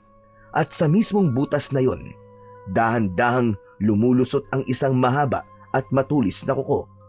Maitim ito, parang tuyong kahoy, ngunit may mapula-pulang dulo na parang may dugo. Hala! Lola, Tay! Ano yun? Hindi niya na napigilan ang mapaatras habang hawak-hawak pa rin si Sinag. Biglang iwinasiwas ni Lola Milagros ang hawak nitong buntot pagi. Wala ka makukuha ditong hayop ka. Umalis ka! Ngunit sa halip na lumayo, mas naging malakas ang galaw sa bubong. Nag-umpisa ng umalog ang bubong nila. Parang inuuga ito ng kung anong halimaw. Lahat sila ay natigilan. Napasigaw si Onad nang biglang may kumalmot sa mismong bintana ng sala. Sa pagkakataong yun ay napagtanto nilang hindi lang iisang nilalang ang nasa labas ng bahay nila. Nasabi ni Lola Milagros na maaaring 2 o 3 ito. Bigla nilang napansin ang isang kakaibang paggalaw mula sa ilalim ng pinto. Mula sa siwang ay unti-unting lumulusot ang isang anino. Itim, mahaba at baluktot ang katawan. Para itong gumagapang, nakatungo at tila hindi normal ang kilos. Ang leeg nito ay mahaba at tila pilit na ipinapasok ang sarili sa loob ng bahay. Ngunit ang mas nakakatakot sa lahat ay ang 2 bilog na pulang liwanag sa tuktok ng aninong yun. Parang mga matang nagbabaga sa dilim. Hindi gumagalaw ang liwanag, pero ramdam nilang nakatitig ito sa kanila. Mabilis na umaksyon si Lola Milagros. Lumapit siya sa pinto at buong tapang na hinampas ang aninong pumapasok gamit ang kanyang latigo. Tumama ang buntot pagi sa saig, eksakto sa ibabaw ng anino. Saglit na nawala ang pulang liwanag, napaurong ang anino, gumapang pabalik sa labas ng pinto. Inay! Aswang yan! O anak, at mukhang mga veteranong aswang ang mga ito. Malamang ay nalaban na nilang may makapangyariang aninaw dito sa bahay natin. Napatingin si Lola Milagros sa kanyang apo na hawak pa rin ang alaga nitong pagong. Ingatan mo si Sinag, apo. Kahit na anong magyari, wag na wag mo siyang bibitiwan. Sa sinabing yun ng kanyang lola, lalong lumakas ang kaba ni Onad. Hindi siya nakapagsalita. Parang napako ang kanyang mga paa sa saig. Ngunit hindi nga niya binitiwan si Sinag. Protektado niya ang kanyang alaga. Ramdam niya ang mainit na katawan nito. At sa gitna ng takot, may narinig siyang tila mahina at hindi pangkaraniwang ungol mula sa pagong. Ngunit hindi niya na ito nabigyan ng pansin dahil muling umingay sa labas. Napasigaw si Onad nang muling makita ang butas sa bubong. May pulang liwanag na nakasilip doon. Tay! Sa bubong! Anak nang, hindi pa talaga kayo sumusuko! Bantayan mo ang anak mo, Kanding. May kukunin lamang ako. Tumakbo si Lola Milagros palapit sa maliit nilang altar. Dinampot niya ang ilang piraso ng tuyong dahon ng laurel. Doon, sinindihan ito. Naglabas ito ng puting usok at matapang na amoy. Nilagay niya ito sa isang platito at iniikot sa loob ng bahay. Napatitig si Onad sa kanyang lola. Humanga siya sa katapangan ng matanda. Maya-maya ay tumahimik ulit ang paligid. Sa kinatatayuan, palihim na bumulong si Onad sa kanyang pagong. Sinag, natatakot ka ba? Huwag kang matakot, ha? Si Lola at si Tatay ang bahala sa atin. Kayang-kaya nilang lumaban. Pagkatapos umikot ng kanyang lola, ay pumunta ito sa kusina at kinuha ang garapon ng asin. Umusal ito ng dasal at nagsaboy ng asin sa mga bintana at pinto. Ganon din sa bubong. Ang pulang liwanag sa bubong ay biglang nawala. Lumipas ang ilang minuto. Naging tahimik ang buong paligid. Lahat sila ay nakikiramdam. Lola? Tay? Umalis na po ba sila? Hindi tayo sigurado, anak. Hindi tayo pwedeng magpakampante. Huwag kayong mag-alala. Wala na silang magagawa. Selyado na ng orasyon at asin ang lahat ng pwede nilang pasukan. Hindi na sila basta-bastang makakapasok sa bahay natin. Ay, nako. Salamat naman kung ganun, Lola. Nay, sigurado ka bang hindi na sila makakapasok dito sa bahay natin? Hindi na, anak. Dahil selyado na ito. Mga hayop na mga aswang na yan, ah! Ang tatapang nila! Talagang hinarap ka nila, inay. Hindi sila takot sa'yo. Matagal na panahon na nang huli akong makainkwentro ng aswang. Napuksa ko na ang karamihan sa kanila noon. At yung iba naman, malubha ko na sugatan. Ang akala ko, hindi na sila magbabalik pa. Posibleng naramdaman nga nila na malapit nang maipasa ng aninaw ang kapangyarihan nito sa bagong tagapangalaga. At kapag nangyari yon, tapos na sila. Ano po, Lola? Tapos na po sila? Bakit po? Ano po bang mangyayari kapag naipasa na ang kapangyarihan sa bago nitong tagapangalaga? Apo, malakas ang kapangyarihan ng ganitong pagong. Hindi ito kayang tumbasan ng kahit na anong itim na kapangyarihan at mahika ng mga aswang. Kaya kung mapupunta ito sa bagong tagapangalaga, wala na silang magiging laban. Kaya po ba si Sinag ang pinupuntirya nila? Gusto nila siyang kunin para po di maipasa sa akin ng mutya? Bata lang naman po ako, Lola eh. Ano pong dapat nilang ikatakot sa akin? Huwag mong babaliitin ang sarili mo, Apo. Dahil maski bata, basta busilak at buo ang loob, kaya mong lumaban sa mga masasama. Talaga po? Oo naman. Maniwala ka sa akin, Apo. Kapag nasa iyo na ang mutya, kakatakutan ka ng mga aswang na yan. Ipinatong ni Lola Milagros ang kanyang kamay sa ulo ng kanyang apo at bahagyang ginulo ito. Nang ibaba niya ang kamay, Doon naramdaman ni Onad ang biglang pag-ihip ng malamig na hangin. Biglang nabaling ang paningin niya sa hawak na pagong. Napansin niyang kumikislap ang balat nito.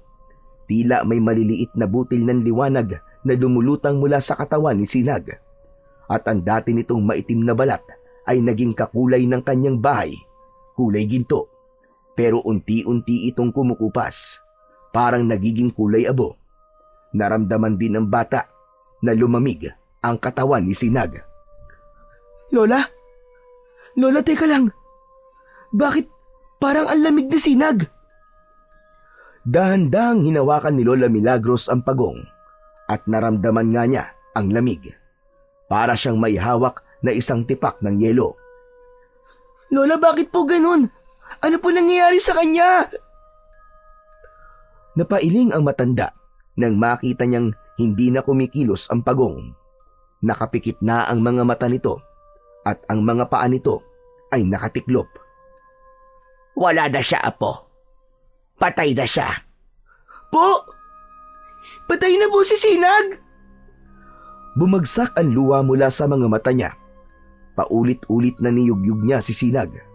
Si Tatay Karding ay napayuko na lamang. Ramdam niya ang sakit na nararamdaman ng kanyang anak. Tahan na, Apo. Di ba sinabi ko naman sa'yo na talagang anumang oras ay mamamatay na siya? Opo, Lola. Pero masakit pa din po eh. Para po ako namatayan ng isang kaibigan. Hindi ko po akalain na ganun kabilis siyang mawawala sa akin, Lola. Huwag ka nang malungkot, Apo. Dahil sigurado ko, pamaya-maya lamang ay makakasama mo na ulit siya. Po? Paano po? Mabubuhay po ba ulit siya? Hindi literal na mabubuhay, Onad. Pero ang kanyang mutya, ang kanyang kapangyarihan ay mapapasayo. Mananatili ito sa iyo habang buhay. Kaya para mo na rin siyang kasama. Kaya huwag ka nang malungkot. Niyakap ni Onad ang katawan ni Sinag at umiyak siya ng umiyak. Ngunit bigla siyang huminto nang makita niyang nagliwanag itong muli. Parang may munting mga apoy na sumiklab sa mismong katawan ni Sinag. Unti-unti ang pagong ay tila naging pulbos. Apo, tingnan mo. Namangha sila nang makitang tila naging gintong alikabok ito at lumutang sa hangin. Nagpaikot-ikot ito sa katawan ni Onad mula paa hanggang sa kanyang ulo. Hala! Ano po nangyayari, Lola? Sa palagay ko, ay paraan niya yan para makapagpaalam sa iyo. Ang alikabok ay tila buhay, parang munting alitaptap na umaakyat pa itaas. Umikot pa ulit ito sa kabuuan ng bahay, sa kadahan-dahang naglaho. Ang pagkamangha ay muling napalitan ulit ng lungkot. Lola, wala na talaga siya. Iniwan na niya talaga ako. Itinaas ni Onad ang naiwang ginintoang bahay ni Sinag. Bigla, mula sa ilalim nito ay may nalaglag, isang maliit at kumikislap na bato. Napatingin silang lahat sa bagay na yon. Ayan na, Apo, ang mutya. Talagang nasa loob pala ito na bahay niya. Dahan-dahang dinampot ito ni Lola Milagros, ngunit nang mahawakan niya ito, ay bigla din niyang nabitiwan. Arti, napasyo ako. Napakagat siya sa labi habang tinitignan ang bahagyang paltos sa kanyang palad. Ayaw akong tanggapin ng mutya. Mukhang ikaw lang, Apo, ang may karapatang humawak nito. Dahil ikaw ang tagapagmana. Tumingin si Onad sa kanyang lola. Nag-aalanganin siya ng una, pero kinuha din niya ang mutya gamit ang parehong kamay. Nang mahawakan niya ito, isang kakaibang pakiramdam ang dumaloy sa kanyang buong katawan. Mainit nga ang mutya, pero hindi siya napapasok o nasasaktan. Lola, parang may nakahawak po sa kamay ko. Mainit pero hindi po ako napapaso. Sa'yo na nga talaga yan, Apo. Ikaw na ang bagong tagapangalaga ng mutya. Ingatan mo yan at alagaan mo mabuti, ha? Huwag mong hahayaan na mapasakabay yan ng mga masasamang nilalang. Akin na po talaga to. Pero paano ko naman po ito gagamitin? Makikita mo ang kapangyarihan nito sa oras na kailanganin mo na. Ang dapat mo lang matutunan, kailangan mong maniwala sa kakayahan mo at sa iyong mutya. Apo, simula bukas, hindi na muna ako magtitinda sa palengke. Kailangan mo na kitang maihanda. Kailangan mong matuto kung paano lumaban na ginagamit ang lakas kasabay ng isip. Kaya ko po ba ito, Lola? Hindi mo masyadong mabigat ang responsibilidad na to para po sa akin? Walang ibinibigay ang tadhana na hindi mo kayang buhatin, Apo. Kaya ka napili ng mutya kasi alam niyang kaya mo. Napatingin si Onad. Naging sunod-sunod ang pagtango nito at pagkatapos nun ay niyakap siya ng kanyang lola at sumunod naman ang kanyang ama. Salamat po sa inyong dalawa, Lola, Tatay. Salamat po sa pagpapalakas niyo ng loob ko. Kung wala po kayo, sigurado po, hindi ko po kakayanin to. Walang anuman yun, anak. Tungkulin namin na ihanda ka at gabayan sa tamang landas.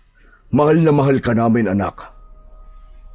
Muli, isang mahigpit na yakap ang kanilang pinagsaluhan bago sila tahimik na bumalik sa kani-kanilang silid para muling matulog.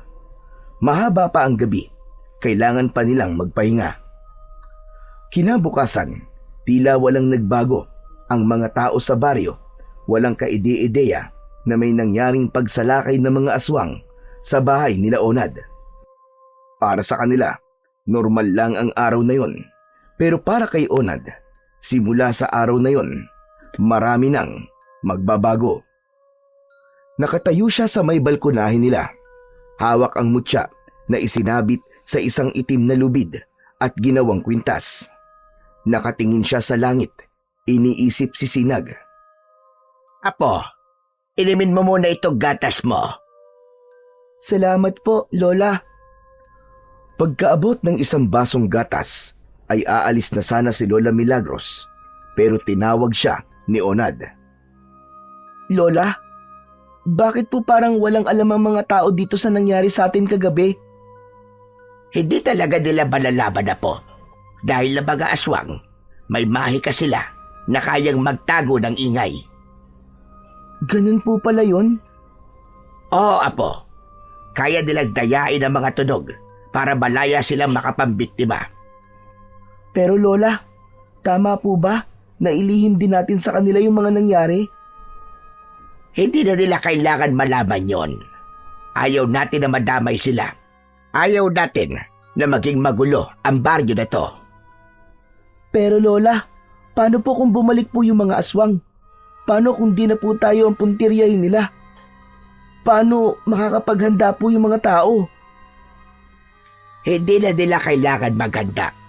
Dahil ikaw na mismo ang poprotekta sa kanila ng tahimik. Tulad ng ginawa ko noon, Apo. Tahimik lang ako nakipaglaban sa mga aswang. At yun na rin ang magiging responsibilidad mo ngayon. Kailangan mong ipagtanggol at bantayan ang baryong ito, maski hindi nila alam. Lahat po ba ng antingero? Ganito po ang buhay? Oo, Apo. Pero kaya mo yan. Kaya mong harapin ang dilim dahil may liwanag kang hawak. At alam mo ba, na isa sa pinakamasayang pakiramdam sa mundong ito ay yung malaman mong may buhay kang naisalba. Tumango si Onad. Unti-unti ay naintindihan na niya ang kakaharapin niyang buhay. Susubukan ko po, Lola. Kahit natatakot ako. Natural lang matakot, Apo.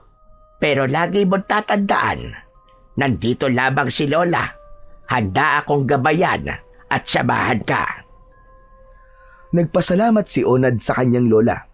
Umupo ang matanda sa kanyang tabi at doon na rin ito ininom ang kanyang kape. Mabilis na lumipas ang mga araw. Ang maglola, nagsimula na rin mag-aral ng mga orasyon. Naging tahimik naman ang buong baryo. Wala nang nangyaring pag-atake at labis ang naging pasasalamat ni Lola Milagros dahil malaking bagay ang katahimikan yon para mas lalo niyang maihanda ang katawan at isip ng kanyang apo, ang bagong tagapagligtas ng baryo. At isang araw tinawag ni Lola Milagros ang kanyang apo. Pumasok sila sa maliit na aklatan ng kanyang lola. May ibibigay nga pala ako sa iyo, apo. Ano po yun, Lola?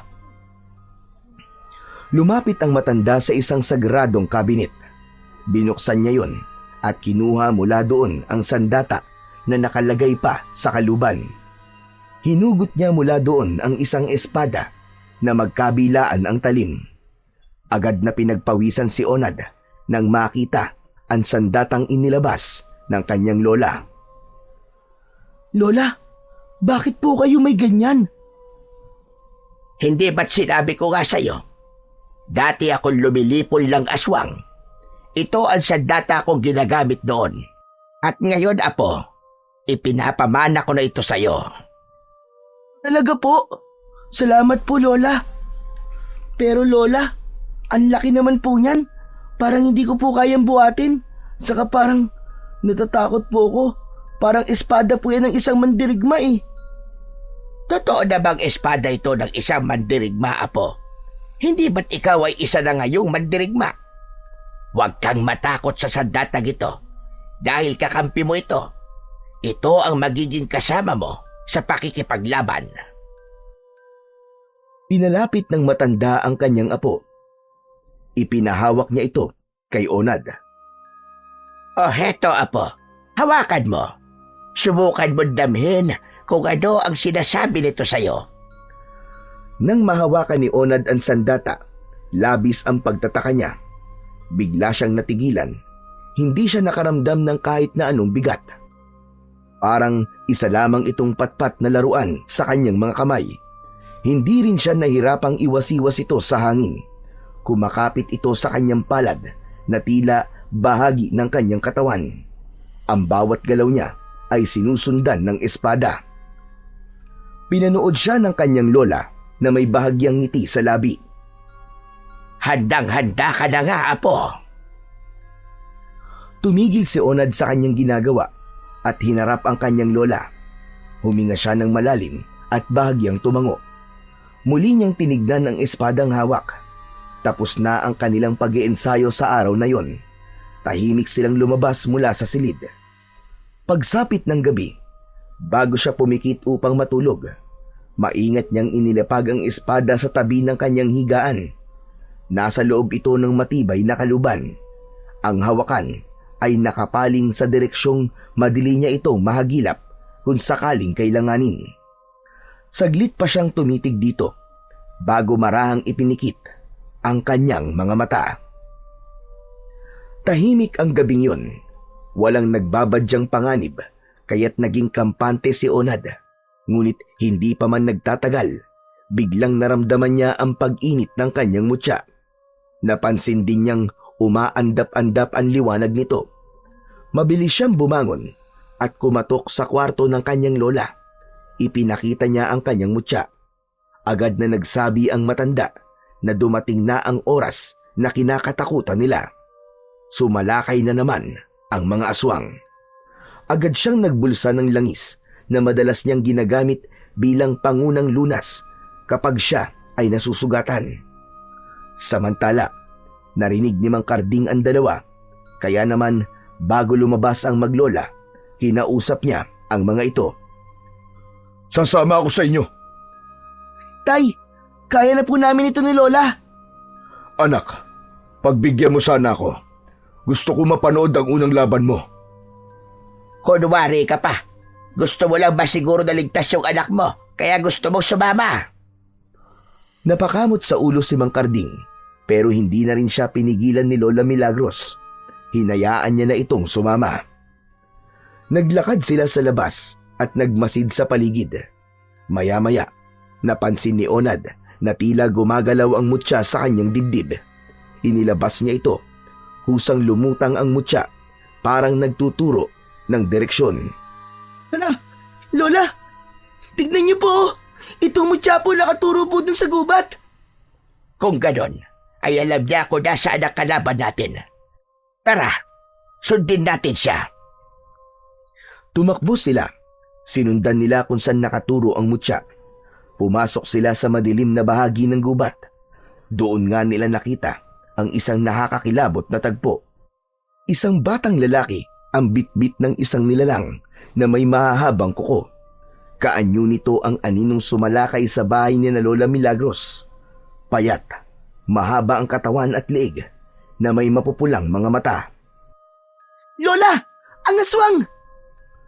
Walang alinlangan, tumalon si Onad papunta sa halimaw. Sa mismong sandaling yon, nagliwanag ang kanyang katawan. Nabalot siya ng isang gintong baluti. Makapal, parang bahay ng pagong. Ang mga gilid nito ay may disenyong tila kaliskis, makintab at mukhang matibay. Nagulat ang aswang sa biglang pagsulpot niya. Nabitiwan ito ang bata. Humarap ito kay Onad at nagpakawala ng isang malakas na hiyaw, galit na galit. Bigla itong umatake. Sumugod gamit ang matutulis niyang mga kuko. Kinalmot niya ang katawan ni Onad, pero bigla itong natigilan nang biglang maputol ang kanyang mga kuko. Umatungal ang aswang ng napakalakas. Muli nitong sinubukang kagatin ang balikat ng bata, pero tulad sa kanyang mga kuko, nabasag din ang kanyang mga ngipin. Nawalan ng silbi ang kanyang mga pangil. Napangiti si Lola Milagros, ganun din si Mang Karding. Tuwang-tuwa sila sa pinapakitang tapang ni Onad. Nang makitang nakalamang na ang apo, lumapit ang matanda sa batang dapat sana ay bibiktimahin ng aswang. Nagulat siya nang makilala ang bata. Ang mga sugat nito ay agad niyang nilapatan ng paunang lunas. Napalingon siya ulit sa naglalaban matapos niyang gamutin ang bata. Mabilis ang galaw ng aswang, pero ginamit ni Onad ang orasyong itinuro ng kanyang lola. Sa tulong nito, napabagal niya ang galaw ng halimaw. Madali na itong nababasa ni Onad. Kaagad na inilabas ni Onad ang espada sa kanyang likod at isinaksak ito sa balikat ng halimaw. Umuhol ito ng dahil sa labis na sakit. Tumalsik ang itim nitong dugo. Pugutan mo ng ulo, apo, para matapos na ang laban. Ngunit natigilan si Onad. Hindi niya kayang tapusin ang buhay nito. Sa halip, hinayaan niyang dahan-dahang nagbago ang anyo ng aswang. Bumalik ito sa pagiging anyong tao. Nanlaki ang mga mata ni Onad nang makilala ang tunay na anyo ng aswang. Mang Ponciano? Hindi siya makapaniwala na totoo nga ang mga balitang kumakalat tungkol sa matanda. Sinasabi ko na nga ba ikaw na naman ang pasimuno ng gulo dito sa baryo. Nagmulat ng mga mata si Mang Ponciano. Nanghihina ito. Akala ko ba may kasunduan na tayo? Na mananahimik ka na at hindi naman bibiktima pa ng mga tao? Ano to, Ponciano? Nanlaki ang mga mata ni Onad nang marinig ang sinabi ng kanyang lola. Alam pala nitong aswang si Mang Ponciano. Napatingin ng bata sa mukha ng lalaki at biglang naisip na marahil ay kagagawan ng kanyang lola ang mahabang peklat sa mukha nito. Ngumisi ng bahagya si Mang Ponciano at napatingin kay Onad. Nakaramdam ng panibugo ang bata. Bakit, Mang Ponciano? Bakit ka nang bibiktima ng mga kababaryo mo? Hindi ko mapigilan. Hindi ko kaya. May mga kasama ka pa ba? Madami. Maraming aswang dito sa baryo. Hindi lang ako. Pagkasambit ng mga salitang yon, tuluyang pumikit na ang matandang aswang. Gustuhin man ni Onad na isalba ang buhay nito, ay wala na siyang nagawa. Sa huling segundo ng buhay ni Mang Ponciano, binalot ito ng liwanag na nanggagaling sa mutya. Unti-unting natunaw ang katawan nito at doon na nagtapos ang unang laban ni Onad. Paglingon niya sa kanyang lola at tatay, agad niyang napansin na nakatingin sa kanya ang batang biktima ng aswang. Yun ay walang iba kundi ang laging nambubuli sa kanya na si Jomar. Gulat na gulat ang bata habang nakatitig kay Onad. Hindi ito makapaniwala sa kanyang nakita. Ngunit ilang saglit pa ay tila siya ay biglang naimasmasan. Napagtanto ni Jomar na iniligtas siya ng batang palagi niyang sinasaktan at tinaaway. Bigla itong tumakbo at niyakap si Onad. Napahagulgol ito ng malakas. Salamat! Salamat, Onad ah! Akala ko mamamatay na talaga ako kanina eh.